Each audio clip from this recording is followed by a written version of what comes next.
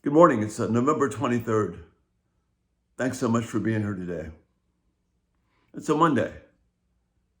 As we begin this week, this Monday, what is it that we're to be about as people?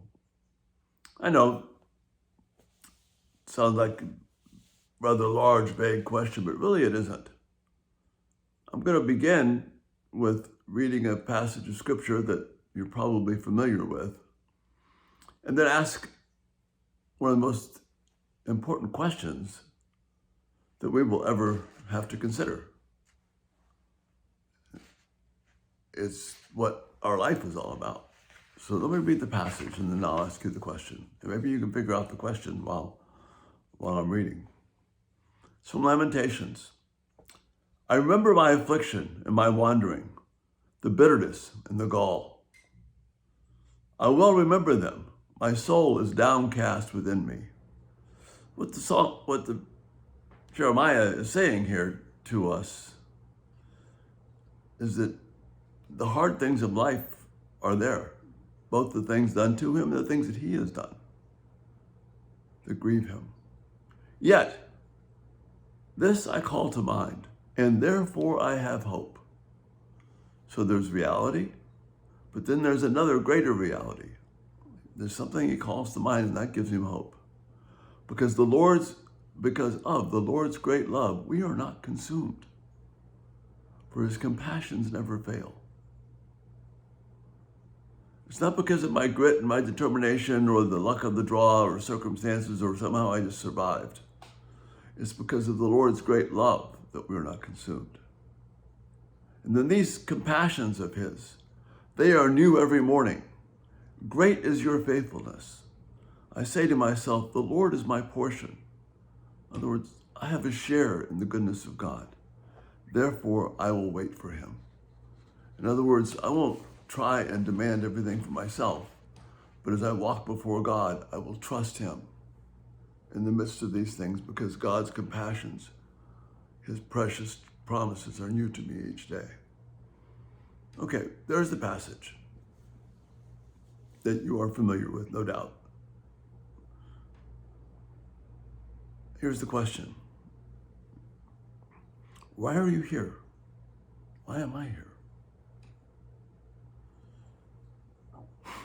If you grew up in the 60s and lived in the 60s as I did, that was a big deal. People were always wandering around saying, why am I here? Or, am I, are you, is we, crazy things like that. We're a little more pragmatic these days, although maybe 2020 is changing some of that around. God's causing us again to ask that question. Why are you here?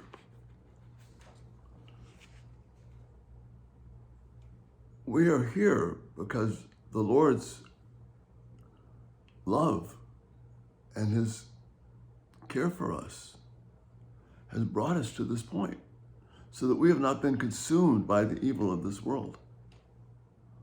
Whatever the Lord has determined to bring 2020 to be in our lives, that will not consume us. The love of God will consume us and protect us and watch over us.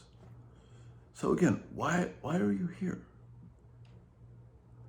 The reason we're here is because God has made it so. And all the things that have led up to this point, the difficulty, the hard things, the joys, our successes, our failures, all that. And so this day we can wait on God.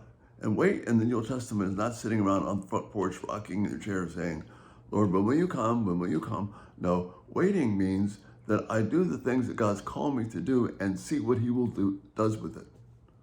Do you catch that? Biblical waiting means that I obey God, I am faithful to him, and then I see what he does with it.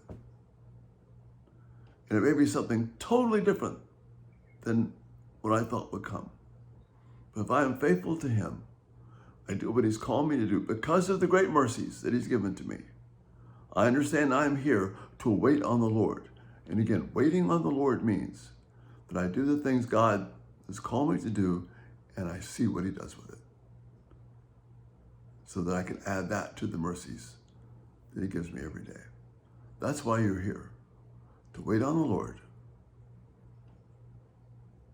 And that means to obey him, honor him, be faithful to him in all that you do, and then see what happens. See, that's a wonderfully aggressive, positive way, in a faithful way. This is how God makes sense of our life. I'm here to wait on the Lord, to see what he does as I am faithful to him. Give me some feedback. It's a great thought for Thanksgiving week. Thanks so much for being here. And Lord willing, we'll be back tonight. Lord bless and have a great day of waiting on God.